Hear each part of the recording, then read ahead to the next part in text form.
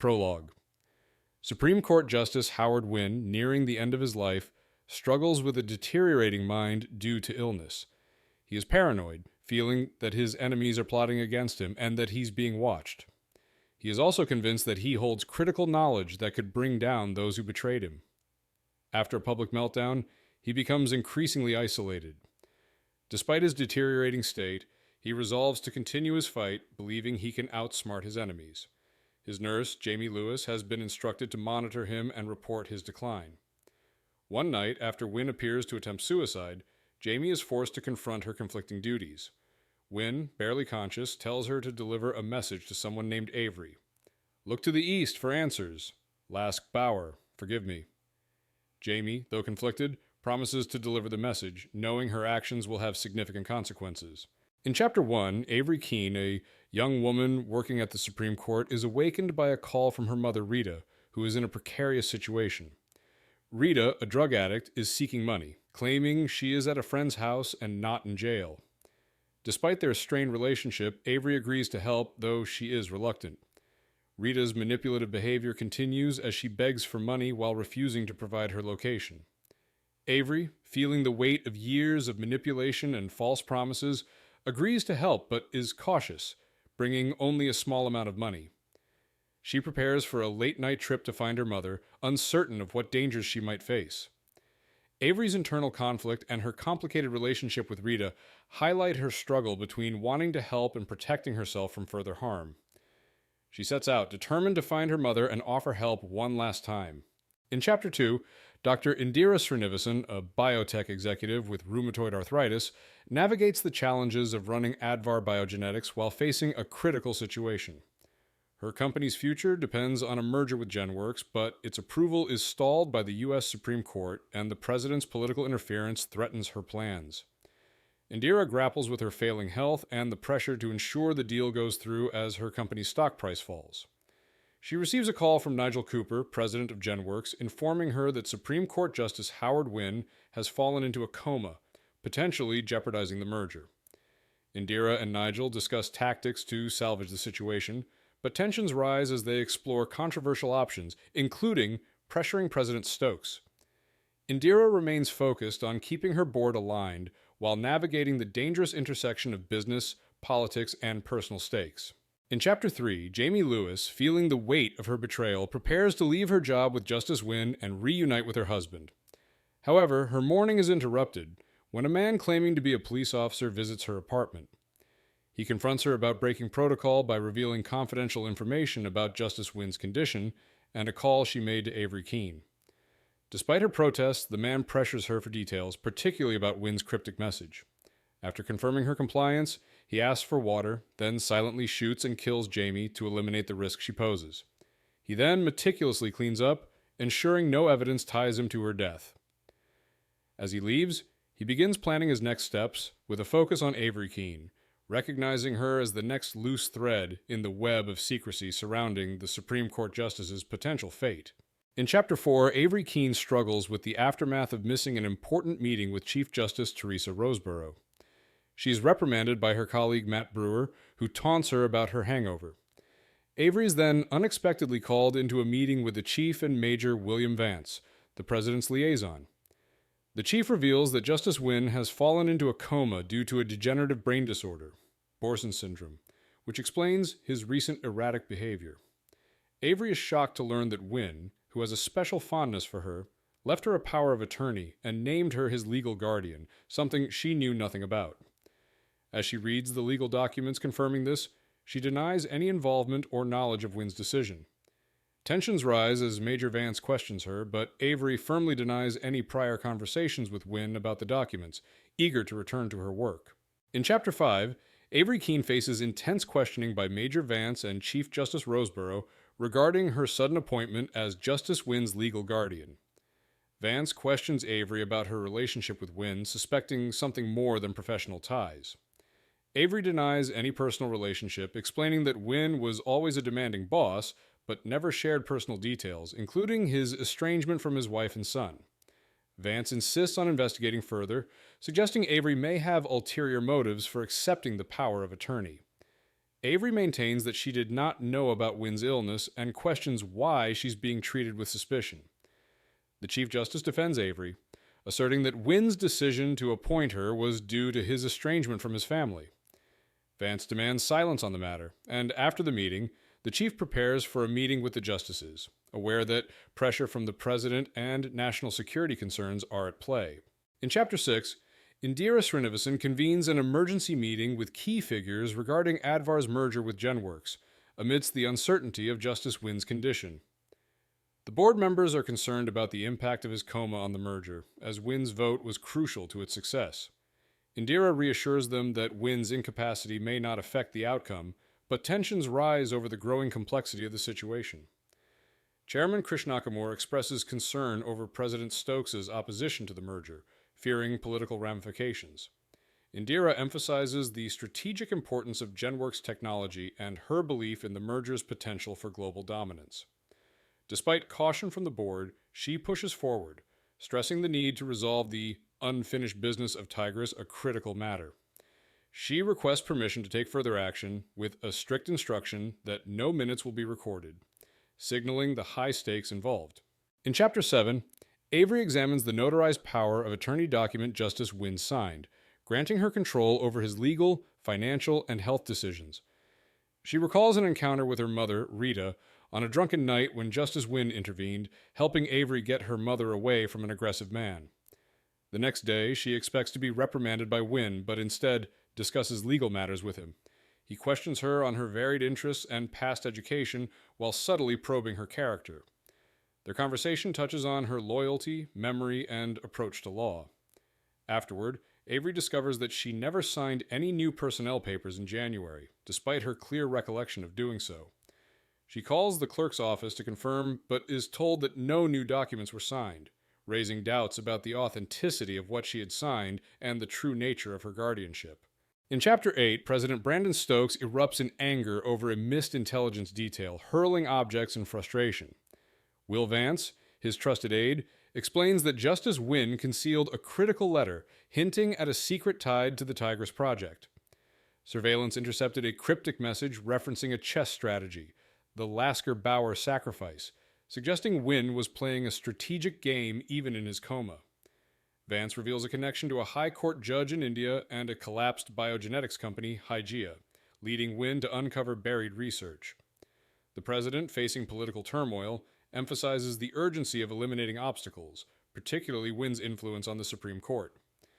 Vance monitors law clerk Avery Keene, believing she holds key information. Stokes insists on creating a Supreme Court vacancy before recess to secure his power. Vance acknowledges the order, understanding the stakes involved in ensuring their covert military project remains undiscovered. In Chapter 9, Avery Keene searches Justice Wynn's office, desperate to uncover what he tricked her into signing. She finds his meticulously organized files, but discovers the GenWorks folder, once filled with extensive research, completely empty. Suspicious, she breaks into his locked desk and finds her own personnel file, but no trace of the document she signed.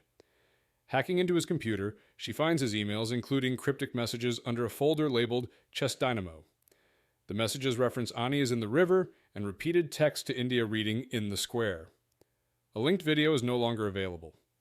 Sensing the urgency, she memorizes the details and prints the emails before deleting them. As she prepares to leave, she receives a call from Justice Wynn's neurologist urgently summoning her to Bethesda Naval Hospital. Not for Wynn, but because of a situation involving his wife and son. Realizing the stakes, Avery rushes to the hospital.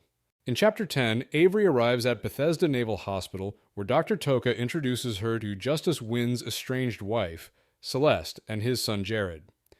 Tensions rise as Celeste insists on removing Wynn from life support, citing his prior wishes.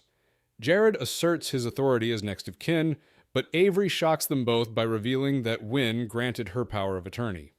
Celeste reacts with outrage, attempting to destroy the document, while Jared, though hurt, accepts the decision. Before leaving, he discreetly hands Avery a note. Celeste warns Avery that she will fight this legally. Dr. Toka confirms that Wynn is stable but unconscious, with an uncertain prognosis. He offers to arrange meetings with hospital counsel and Wynn's physicians. As he leaves, Avery checks her surroundings, ensuring privacy before opening the note Jared gave her. hinting that the mystery surrounding Justice Wynn is far from over. In Chapter 11, Avery discovers a note from Jared Wynn instructing her to meet him at Kramer Books at midnight and warning her to be careful.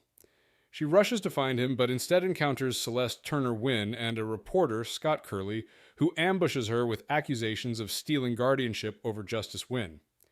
Avery refuses to comment and escapes back inside the hospital. Dr. Toka introduces her to Dr. Michelle Knox and hospital counsel Robert Mumford. They confirm Justice Wynn has Borson syndrome, a degenerative neurological disease, and is in a deep coma with little chance of recovery. They also reveal that he showed signs of a drug overdose, raising questions about a possible suicide attempt. Mumford challenges the legitimacy of Avery's power of attorney as Celeste prepares a legal challenge. Pressured to decide Wynn's fate, Avery is forced to admit she has no idea what he would want regarding life support. In Chapter 12, Avery, still processing the day's events, listens to a voicemail from Jamie Lewis, Justice Wynn's nurse. Jamie urgently relays Wynn's cryptic message. Look to the east for answers. Look to the river, in the square, and mentions the name Lask Bauer. She ends with a chilling plea, save us, and a final, forgive me. Determined to find Jamie, Avery searches the court's Rolodex for her address and heads to her apartment. Upon arrival, she finds the door locked, and after multiple unanswered calls, she picks the lock and steps inside. The apartment is ice cold, and boxes indicate a recent move. Then she sees blood. In the kitchen, she discovers Jamie's lifeless body, a gunshot wound marking her fate. Panicked, she flees, wiping away traces of her presence. Realizing Justice Wynn could be next, she drives off, unaware a dark blue sedan is following her. In Chapter 13, an assassin infiltrates the hospital ward where Justice Wynn is kept in a coma. Using a stolen identity, he bypasses security and sneaks into an adjacent senator's room. From there, he gains access to Wynn's room through a ceiling crawlspace. Just as he prepares to inject Wynn with a fatal paralytic, Avery arrives. Forcing him to hide in the bathroom. Avery demands tighter security for Wynn, and Dr. Toka informs her the toxicology test revealed Wynn did not overdose on his prescribed medication. Instead, he ingested an unidentified chemical that mimicked a slow-motion aneurysm, raising suspicions that he faked his coma. Realizing the danger, Avery calls Chief Justice Gonzalez, revealing that Nurse Jamie Lewis was murdered and that her DNA is at the scene. Meanwhile, the assassin escapes undetected, aware that Avery's investigation is drawing attention and that local police are now involved in the case. In Chapter 14, FBI agent Robert Lee interrogates Avery about her discovery of Nurse Jamie Lewis's body. He presses her on how she entered the apartment, implying she picked the lock, and questions her whereabouts earlier that morning. Avery remains evasive, unwilling to reveal that she had been rescuing her mother. Homeland Security's Major Vance and Chief Justice Roseborough oversee the questioning, with the chief ultimately dismissing Lee. However, Lee insists Avery remains a suspect. Vance, unconvinced by her answers, questions her privately, but Avery sticks to her story. The chief assigns Avery a security detail, restricting her movements, which complicates her planned midnight meeting with Jared Wynn. Back in her office, she receives a chilling anonymous call warning her to protect Justice Wynn at all costs. The caller, claiming to be a friend, cryptically insists on keeping Wynn alive until the end of the term, leaving Avery more uncertain than ever about who to trust. In Chapter 15, Avery sneaks out of her apartment, evading her assigned security detail to meet Jared Wynn at Kramer Books. Jared reveals that despite being estranged from his father for years, Justice Wynn recently reached out to him, claiming he was dying and working on a solution to help him. Jared has Borson syndrome, the same degenerative disease as his father, but unlike Wynn, he may still have a chance for treatment. Justice Wynn believed a potential cure existed, an experimental gene therapy requiring proprietary technology from the GenWorks Advar merger, which President Stokes is blocking. Jared suspects his father was working behind the scenes to influence the Supreme Court decision. He urges Avery to help, insisting that Wynn believes she could piece everything together. Avery, overwhelmed and uncertain of her role, refuses to commit, insisting she doesn't know how to fix this, leaving Jared frustrated and the mystery deeper than ever.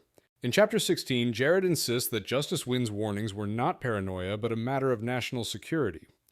He recounts how Wynn, after 2 decades of silence, sought him out, insisting that if something happened to him, Jared should find Avery. Jared suspects there is more at stake than his own life and that Wynn had a plan involving Avery.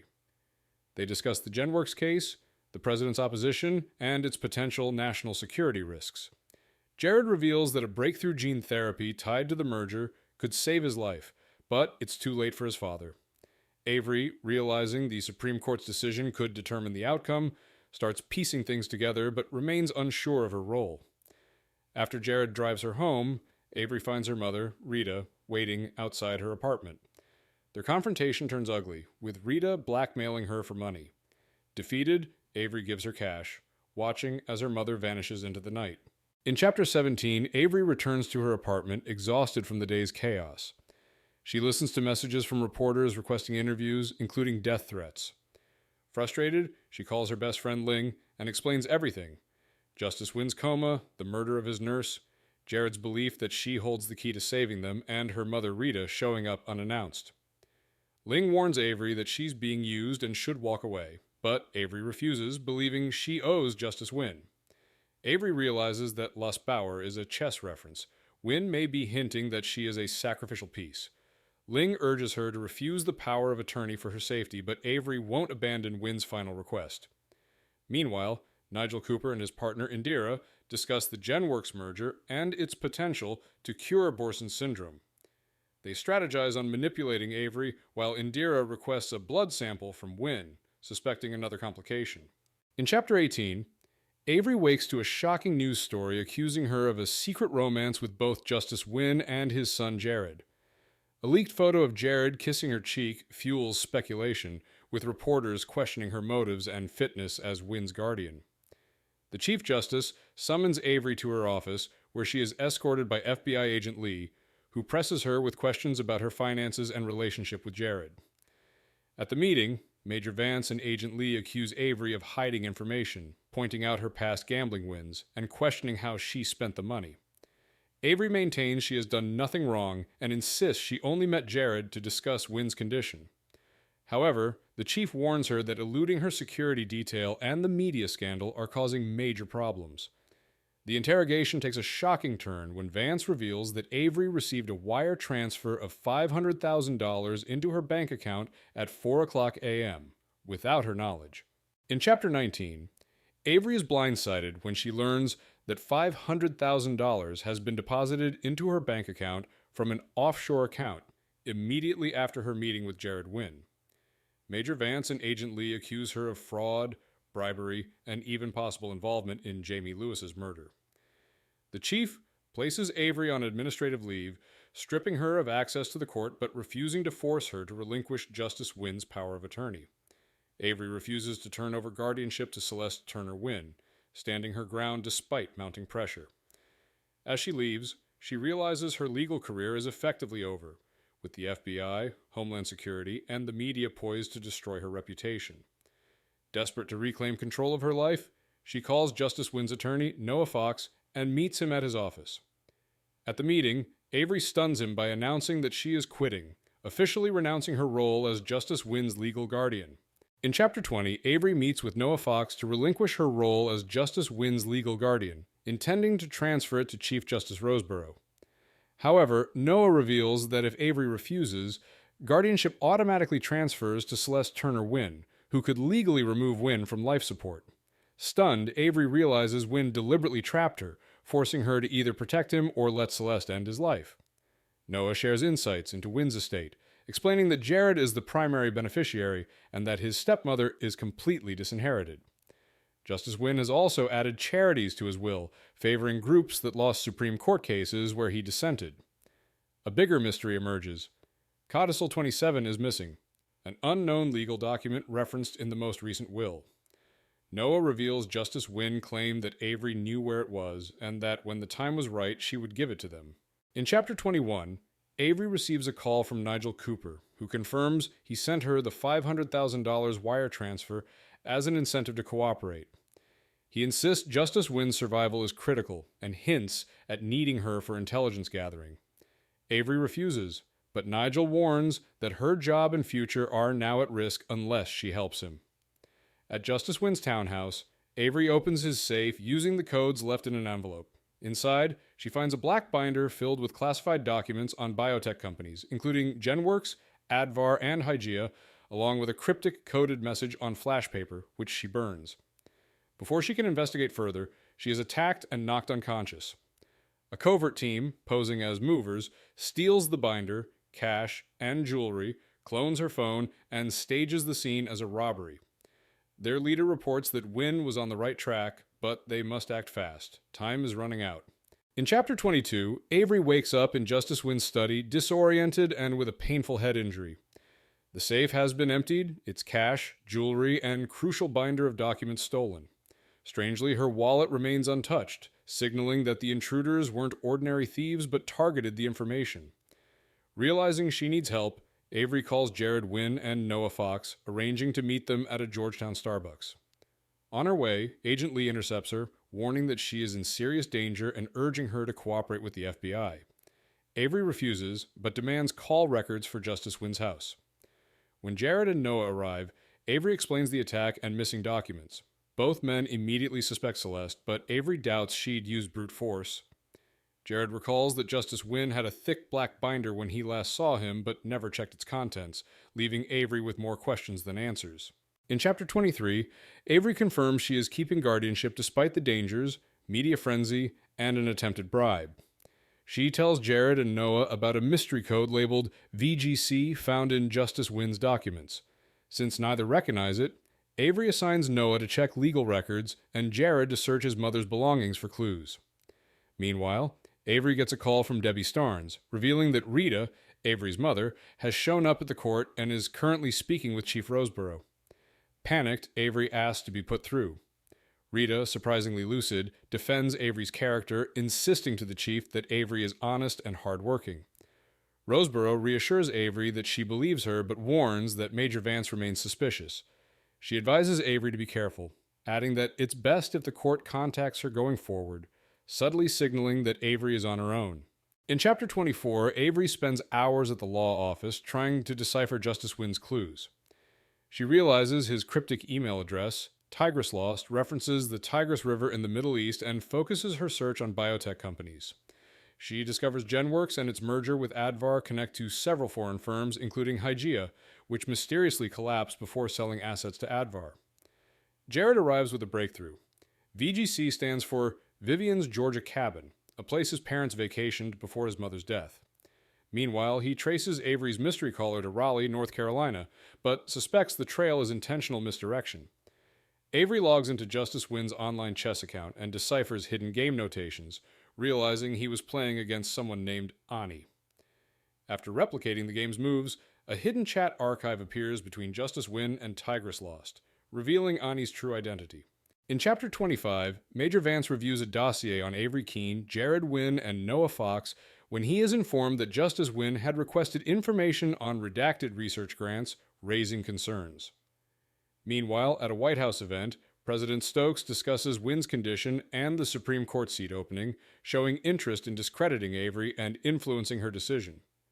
Vance reports that the FBI hasn't charged Avery, but reveals that her sudden $500,000 windfall is being traced and may be used against her. Stokes instructs releasing the funds to track her spending, while also considering leaking reports questioning Wynn's mental state to justify replacing him. In Congress, Senate Majority Leader Ken Nabors and House Speaker DuBose Porter suspect Stokes is planning a recess appointment. They discuss a radical countermeasure, expanding the Supreme Court to 11 justices, securing a future liberal majority if they delay replacing Wynn.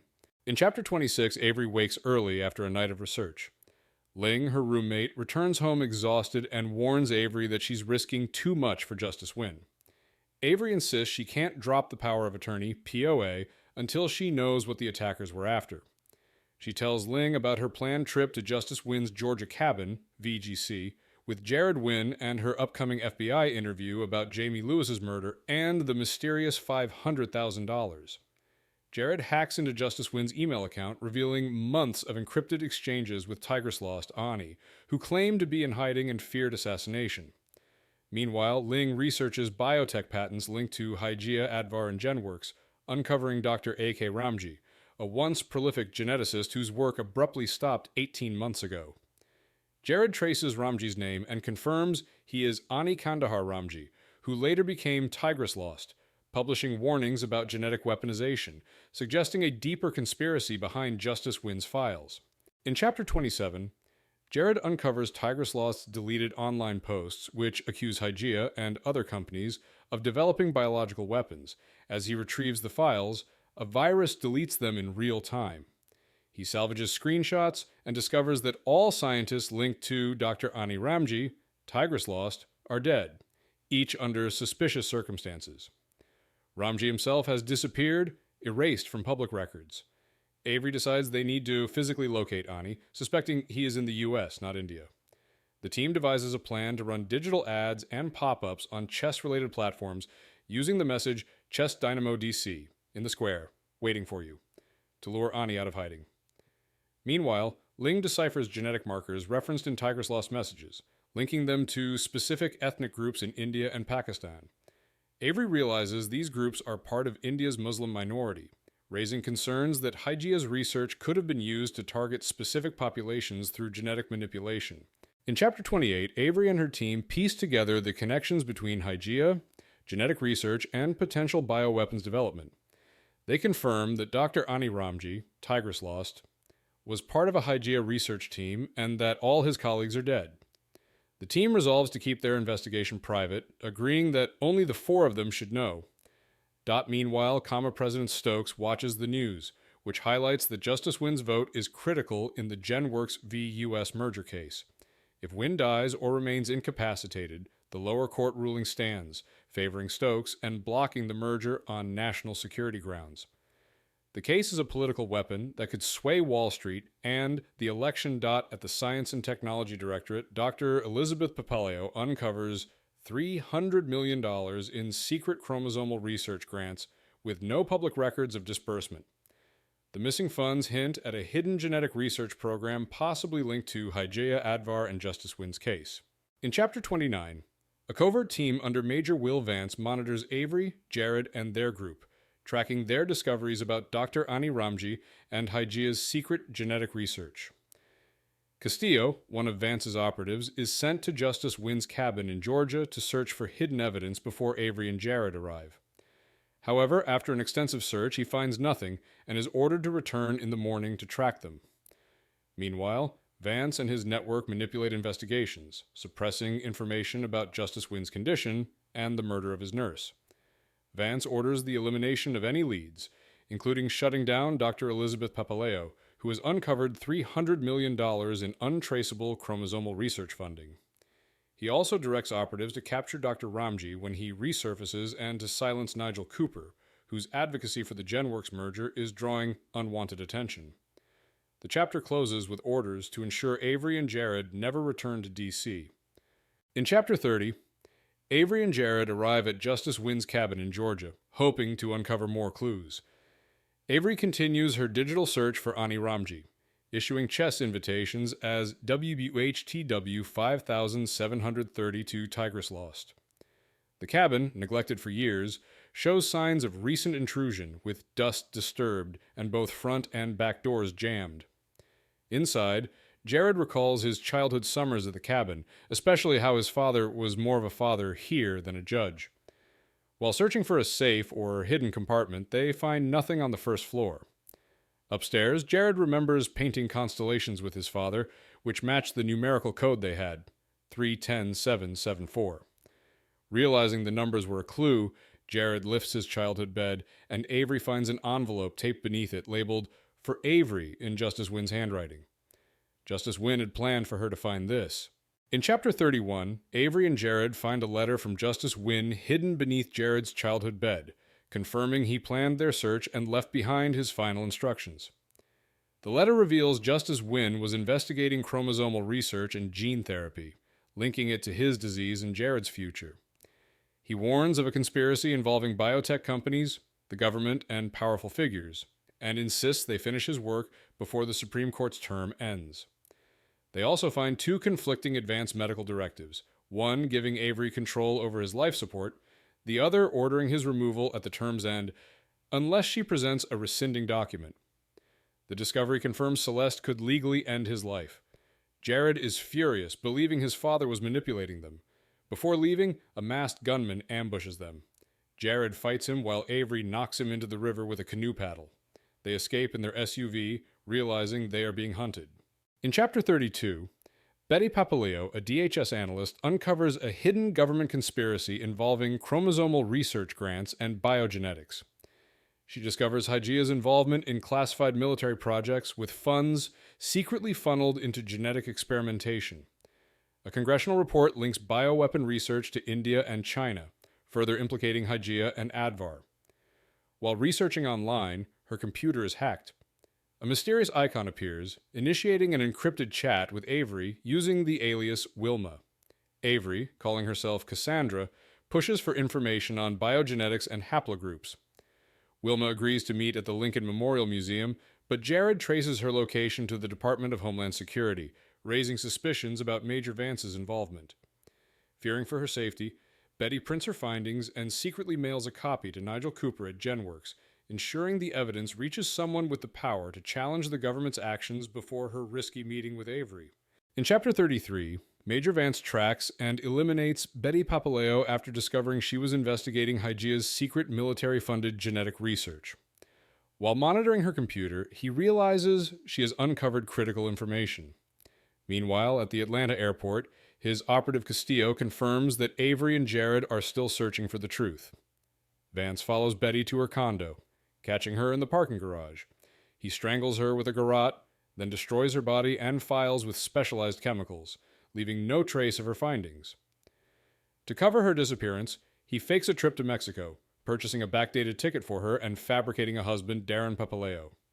He orders his team to locate and eliminate Darren to ensure no loose ends.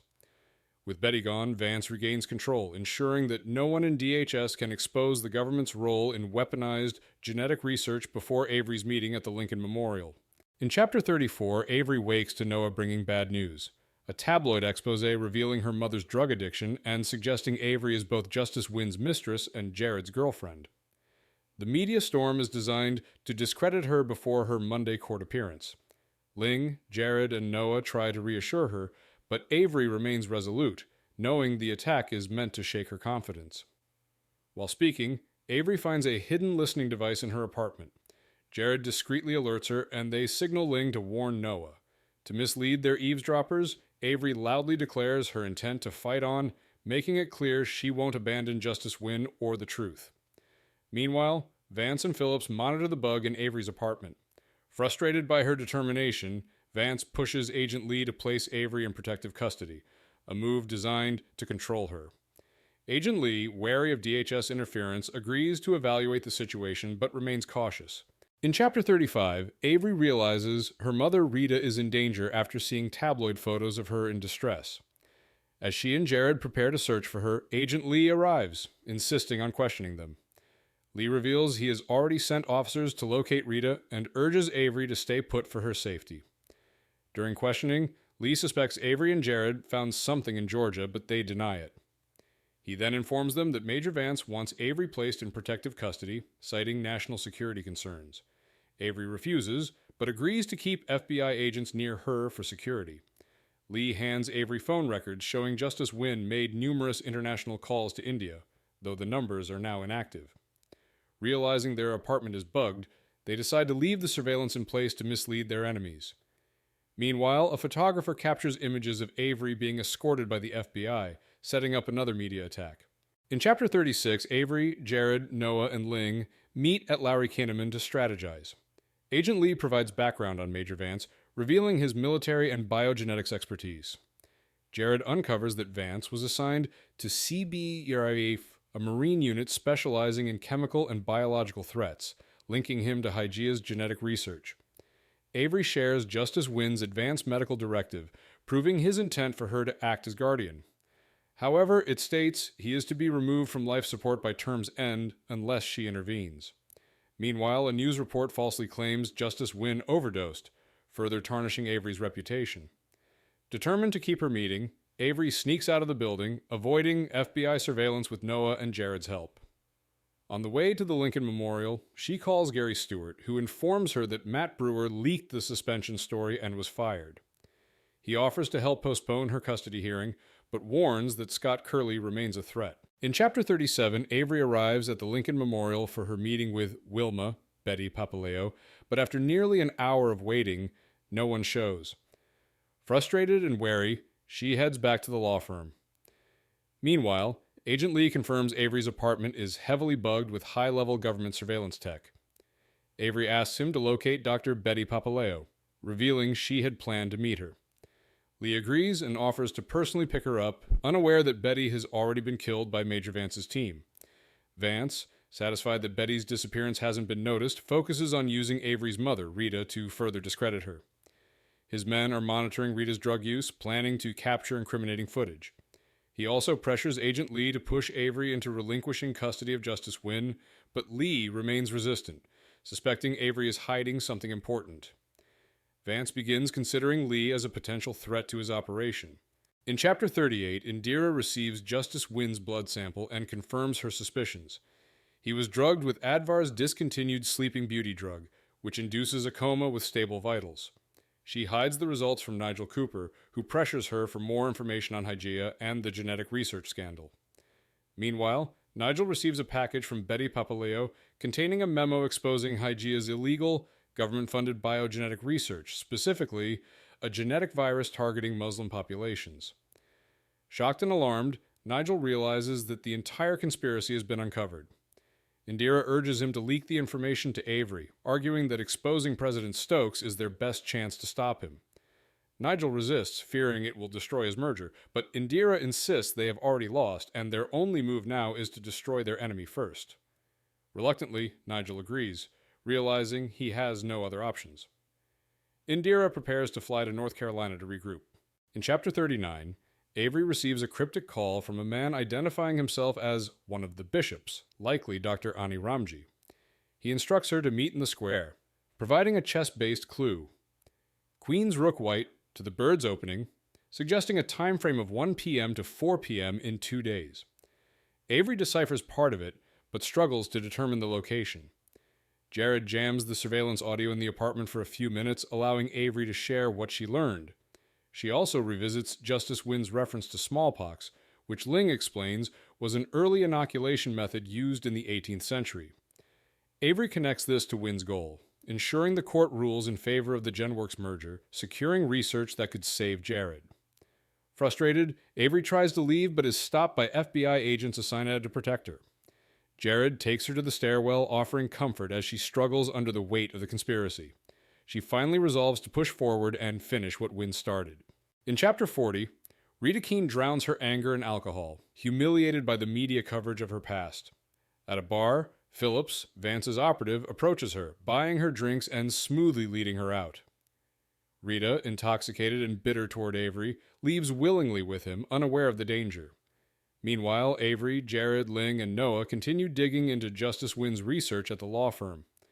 Avery receives another anonymous call from the voice-altered informant warning her to follow the money, specifically related to Hygeia, GenWorks, and Advar. The informant also mentions Betty Papaleo, suggesting she could confirm the information, but Avery knows Betty has vanished. When Avery contacts Agent Lee, he reveals that Betty and her husband supposedly flew to Mexico, but there is no real surveillance evidence of their departure, implying a cover-up. Lee presses Avery for information, but she deflects, knowing Betty's disappearance is no coincidence. In Chapter 41, Avery contacts Dr. Toka for an update on Justice Wynn's condition and toxicology results. Toka initially refuses to discuss the case, but under pressure, admits that Wynn was drugged with an unknown pharmaceutical that induces an irreversible coma. Avery instructs him to call Agent Lee immediately. She then checks an anonymous email account and finds evidence from Betty Papaleo. The documents confirm that millions in U.S. federal funds were funneled to Hygeia through Homeland Security for biogenetic research, specifically a virus designed to target certain genetic lineages. This supports their theory of a government-backed bioweapon. Avery deciphers Ani Ramji's cryptic clue and realizes he is hiding in Seward Square, Washington, D.C. Meanwhile, Vance reviews surveillance of Avery's calls and orders, an urgent trace on the mass numbers contacting her, desperate to uncover who is feeding her information. Time is running out. In Chapter 42, Dr. Ani Ramji, hiding in Seward Square, D.C., prepares to flee after waiting weeks for contact. Before disappearing, he meets Avery and Jared, handing them a USB drive containing proof of Hygiea's bioweapon experiments. The drive includes video evidence of genetic virus tests on 300 human subjects with a 24% survival rate. Ani confirms that the virus was designed to target Muslims and was secretly funded by Homeland Security, with an unidentified American liaison present during testing. He admits Justice Wynn willingly took the Sleeping Beauty drug, a Hygeia creation that induced his coma. Though the drug has no known cure, Ani believes a reversal may be possible. Ani refuses to go with them, fearing execution. After he flees, Jared wants to alert the FBI, but Avery convinces him they must first review the evidence. They return to analyze the drive and plan their next move before the government silences them. In Chapter 43, Avery and Jared return to the law firm and, using a prearranged signal, avoid their security detail to meet Noah and Ling in the conference room. Unsure whether to trust Agent Lee, Avery decides to analyze Ani Ramji's USB drive first.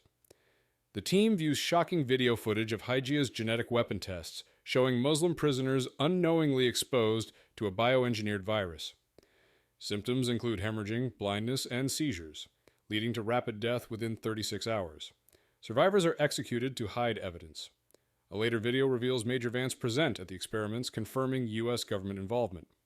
Avery realizes that while they have proof of crimes against humanity, they need a strategic plan before exposing DHS and the White House. As they prepare their next move, Avery receives a chilling call. Her mother has been kidnapped. The ultimatum: Justice Wynn must die by 5 p.m. tomorrow or her mother will be killed. In Chapter 44, Avery receives a devastating call. Her mother has been kidnapped, and the ultimatum is clear. Justice Wynn must die by 5 p.m. tomorrow, or Rita will be killed. The shock sends Avery into a near breakdown, but Jared and Ling help her regain control. Realizing that killing Wynn wouldn't guarantee her mother's safety, Avery searches for leverage. She deduces that Justice Wynn left her a final clue and insists on visiting his house. At his library, she finds a hollowed-out book. Inside is an envelope addressed to her and a bag containing a pill bottle labeled Fingerprints. The envelope contains a document Justice Wynn made her sign months ago, proving he knew everything and planned his final move. Handing it to Jared, Avery declares, "This is how we're going to save my mother and your father and bring down the president." In Chapter 45, Avery and her team return to her apartment with FBI protection ensuring it's clear. Knowing they're being watched, she deliberately stages a conversation, claiming she might resign Justice Wynn from the Supreme Court to protect him, hoping to bait the kidnappers into revealing themselves. Meanwhile, Vance and his men hold Rita captive, discussing how forcing Wynn's resignation will ensure President Stokes can appoint a new justice. Their real plan is to kill Avery, her team, and Rita in a staged fire. At midnight, Avery receives a call from Vance, disguised with a voice modulator. He orders her to call the president at 7 a.m. and resign Justice Wynn in exchange for her mother's life. Jared traces the call, confirming Rita is nearby. Though desperate, Avery decides to wait, knowing if she acts too soon, they could all be killed. For now, survival is the only goal. In Chapter 46, Avery calls President Stokes at 7 a.m., as instructed by Vance. She pretends to be desperate, explaining her mother's kidnapping and offering Justice Wynn's resignation in exchange for Rita's life. Stokes, smug and pleased, agrees to accept the resignation and plans a press conference to publicly announce it. Meanwhile, Vance and Phillips discuss eliminating Avery and her team after the deal is done, planning to stage a fatal fire in her apartment. Rita, barely conscious, begs them to spare Avery. Avery, knowing they are listening, pretends to waver and suggests calling the FBI. The kidnappers panic and call her back, giving Jared just enough time to trace their location to a warehouse on the southwest waterfront. With the plan set, Avery heads to the White House with Agent Layton, while Jared and Noah stay behind. On the way, she secretly calls Agent Lee, revealing the truth and asking for his help. In Chapter 47, President Stokes announces Justice Wynn's resignation during a press conference on the South Lawn. He praises Avery's guardianship while subtly taking credit for resolving the Supreme Court deadlock. Avery, playing along, delivers a carefully worded tribute to Justice Wynn, subtly condemning corruption and abuses of power. Meanwhile, Jared, Agent Lee, and a team of FBI agents locate Avery Keene in a waterfront warehouse. They storm the building and find Phillips holding her at gunpoint. Agent Lee negotiates, but Phillips refuses to surrender, instead destroying evidence and preparing to shoot. Lee takes him down with 2 bullets and Jared rescues Rita, assuring her that Avery is safe. Back at the White House, just as Avery believes the plan is working, Stokes introduces Major Vance, claiming Homeland Security will personally handle her mother's recovery. Avery realizes she's in danger, but she must keep playing along to protect Rita and Justice Wynn. In Chapter 48, Avery, Jared, and the FBI regroup in Agent Lee's office after successfully rescuing Rita Keene. Still in shock, Rita refuses a hospital visit, clinging to Avery for comfort. Despite his frustration, Agent Lee acknowledges their recklessness, but also realizes they now have undeniable proof linking Major Vance to the kidnapping. Rita warns Avery that Vance's men plan to burn down her apartment, framing her mother's drug addiction as the cause. Avery promises her it's almost over. Overwhelmed with guilt and fear, Avery momentarily breaks down but regains control, determined to see her plan through. Agent Lee confronts Avery about her knowledge of Vance's involvement, but she refuses to reveal her full plan. Instead, she hands him a pill bottle retrieved from Justice Wynn's study, instructing him to test for fingerprints. She bargains for 48 more hours, promising him the case of his career. Agent Lee, despite his doubts, agrees. In Chapter 49, Avery and Jared meet Nigel Cooper and Dr. Indira Srinivasan at the St. Regis Hotel to demand authentication of the documents exposing Project Tigris. Indira admits that Hygea's research went beyond theory. They tested and perfected a genetic weapon targeting Muslims. She claims she discovered the experiments only after acquiring Hygea and chose to study the technology rather than expose it. Avery presents proof of the human trials, forcing Indira to confess her involvement in covert killings of scientists, including Ani Ramji. Indira justifies her actions, believing the research could cure diseases like Borson's and Parkinson's while keeping her own illness at bay. Nigel agrees to provide sworn affidavits confirming government involvement, while Indira offers the formula to reverse Justice Wynn's coma in exchange for burying the most damning evidence. Though disgusted, Avery and Jared accept the deal, knowing it's their best chance to expose President Stokes and save Justice Wynn. In Chapter 50, Noah files a legal complaint on behalf of Justice Howard Wynn, seeking to invalidate his forced resignation. The case lands with Judge Kenneth Stapleton, a conservative federal judge appointed by President Stokes. Though politically tied to the administration, Stapleton believes Stokes has violated the Constitution and struggles with the implications of ruling against him. To avoid personal risk, Stapleton dismisses the case on a technicality, but immediately refers it to the D.C. Circuit Court of Appeals. The appellate judges, realizing the explosive political consequences, unanimously push the case to the U.S. Supreme Court, the court of original jurisdiction. By the end of the chapter, the challenge to Justice Wynn's resignation lands in the hands of Chief Justice Teresa Roseborough, ensuring that the very court Stokes sought to control will now decide the legitimacy of Avery's resignation. In Chapter 51, Avery prepares to argue before the U.S. Supreme Court seeking to void Justice Wynn's resignation. She takes a moment with Jared in Wynn's office, reflecting on his integrity and their fight ahead. Jared reassures her of her efforts, and they share a brief but meaningful kiss before heading into the hearing. Inside the courtroom, Avery faces intense scrutiny from the justices. The Solicitor General, David Ralston, challenges the case's legitimacy, arguing that the Supreme Court has no jurisdiction over a resignation. Avery asserts that her guardianship never granted her the power to remove a Supreme Court justice, making the resignation unconstitutional. President Stokes personally attends the hearing, accompanied by Major Vance, signaling the administration's investment in the case. The justices question Avery aggressively, particularly about coercion and constitutional interpretation. Ralston closes by arguing that Avery made her choice and must accept the consequences. In Chapter 52, Avery takes a massive risk in court, publicly exposing the Tigris Project and the president's involvement. The Solicitor General argues against Avery's case, stating that she has no legal standing and the court has no jurisdiction to reverse a resignation. Avery counters by revealing that President Stokes used threats and coercion to force her actions. With time running out, she drops a bombshell. She has documented proof of the U.S. government's involvement in illegal biogenetic experiments, sworn affidavits, and evidence tying Major Vance directly to the crimes. She declares that Stokes ordered the cover-up. The courtroom erupts, and Chief Justice Roseborough calls a recess, ordering Vance's immediate detention. In a private meeting, Stokes tries to shift the blame to Vance, but the FBI presents a warrant for Stokes' arrest for attempting to murder Justice Wynn.